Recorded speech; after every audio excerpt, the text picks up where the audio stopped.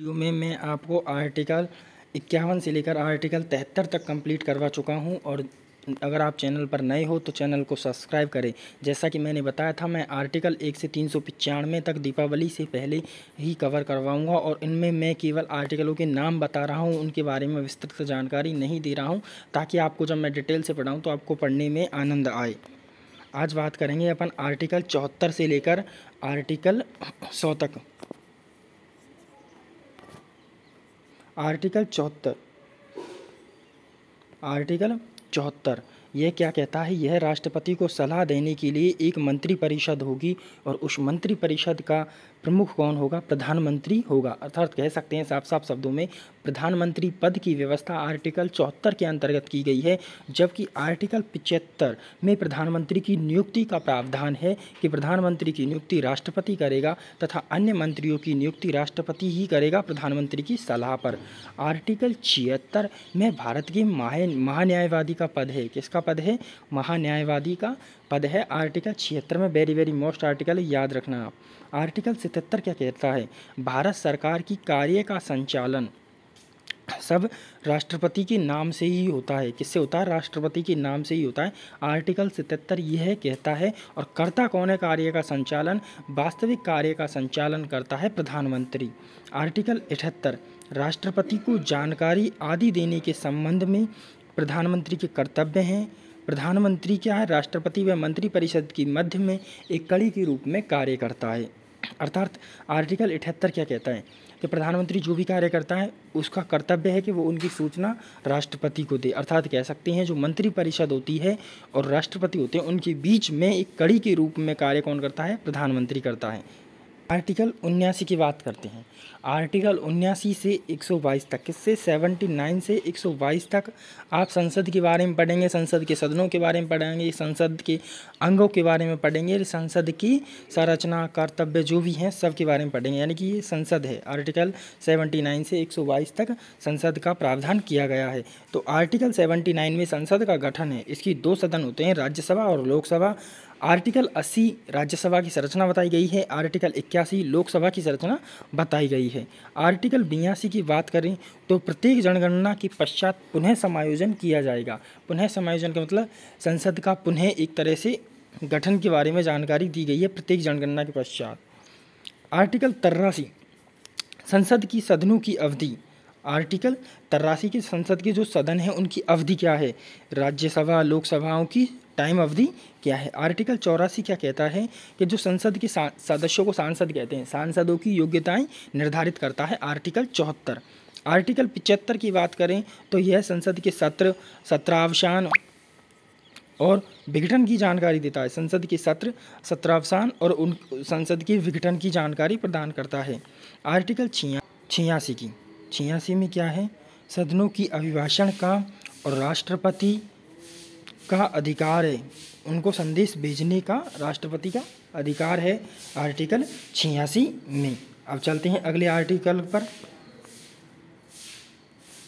बात करते हैं आर्टिकल 87 की। किसकी? आर्टिकल 87 की। इसमें होता क्या है? आर्टिकल 87 में मतलब राष्ट्रपति का जो विशेष संबोधन होता है ना, उसका वर्णन है। राष्ट्रपति का जो विशेष संबोधन है उसका वर्णन है, या विशेष अभिभाषण है उसका है वर्णन है। आर्टिकल 88 की बात करें तो सदनों के बारे में मंत्रियों और महान्यायवादियों के जो अधिकार हैं वो आर्टिकल 88 में दिए गए हैं। आर्टिकल 89 राज्यसभा का सभापति और उपसभापति का जो प्रावधान है, राज्यसभा का सभापति और उपसभापति, वो आर्टिकल 89 में है। उनके पदों का नहीं है, पद तो राज्यसभा का उपसभापति कौन होता है? राष्ट्रपति तो होता है, सॉरी उपराष्ट्रपति तो होता है राज्यसभा का उपसभापति के रूप में, वही तो कार्य सभापति के रूप में वही कार्य करता है।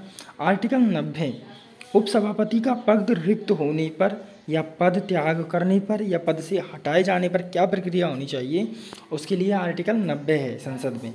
आर्टिकल 91 में, अब ये सभापति रूप सभापति के बारे में पढ़ रहे हैं। अब जैसे ही आर्टिकल 93 से अपन ऐसे कैसे सेम आर्टिकल लोकसभा अध्यक्ष और उपाध्यक्ष के लिए पढ़ेंगे।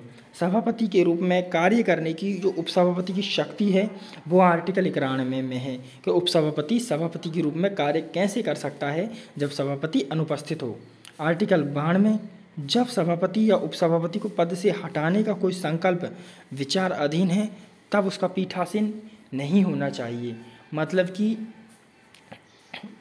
उसमें एक तरह से बहुमत चाहिए, ऐसे नहीं कि किसी ने कह दिए और उसका विरोध भी नहीं होना चाहिए। आर्टिकल 93 में लोकसभा के अध्यक्ष और उपाध्यक्ष का वर्णन है। आर्टिकल 94 की बात करें, अध्यक्ष उपाध्यक्ष का पद रिक्त हो, पद त्याग हो और पद से हटाया जाना। सेम आर्टिकल 90 की तरह है। आर्टिकल 94 फ़र्क है, 90 वाला उपसभापति और सभापति के लिए है और 94 अध्यक्ष और उपाध्यक्ष के लिए है। बढ़ते हैं आज की लास्ट स्लाइड पर और अपने 73 से 100 तक आर्टिकल कंप्लीट। आर्टिकल 95 में अध्यक्ष के रूप में कार्य करने की उपाध्यक्ष या अन्य व्यक्तियों की जो शक्ति है वो आर्टिकल 95 में है कि उपाध्यक्ष अध्यक्ष के रूप में कार्य कब करेगा, क्यों करेगा, कैसे करेगा। आर्टिकल 96 में जब अध्यक्ष उपाध्यक्ष को पद से हटाने का कोई संकल्प विचाराधीन है संसद में तब उसका पीठासीन नहीं होना चाहिए। आर्टिकल 97 में क्या कहता है? आर्टिकल 97 में कहता है जो सभापति है, उपसभापति है, अध्यक्ष है, उपाध्यक्ष है। सभापति कौन होता है? राज्यसभा का जो मेन अध्यक्ष होता है वो होता है, और अध्यक्ष जो लोकसभा का होता है उसे। व्यक्ति वेतन भत्ते का निर्धारण संसद आर्टिकल 97 के तहत करती है। किसके तहत करती है? आर्टिकल 97 के तहत करती है। आर्टिकल 98 में संसद का जो सचिवालय है उसका वर्णन है। किसका वर्णन है? संसद के सचिवालय का वर्णन आर्टिकल 98 में है। आर्टिकल 99 सांसदों के द्वारा जो शपथ ली जाती है वो आर्टिकल 99 के तहत ली जाती है। किसके तहत? आर्टिकल 99 के तहत। आर्टिकल 100 की बात करते हैं, सदनों की मतदान रिक्तियों की होती भी साधनों की कार्य करने की शक्ति और गणपूर्ति क्या है? गणपूर्ति का वर्णन है आर्टिकल 100 में। धन्यवाद। चैनल को सब्सक्राइब करें। विस्तृत और डिटेल वाली वीडियो जब मैं ये अनुच्छेद कंप्लीट करा दूंगा तब डालूंगा इस चैनल पर इंडियन पॉलिटी की। बाकी राजस्थान जिला दर्शन क्वेश्चन वाइज चल रहे हैं, आप चैनल पर विजिट कर सकते हैं। धन्यवाद।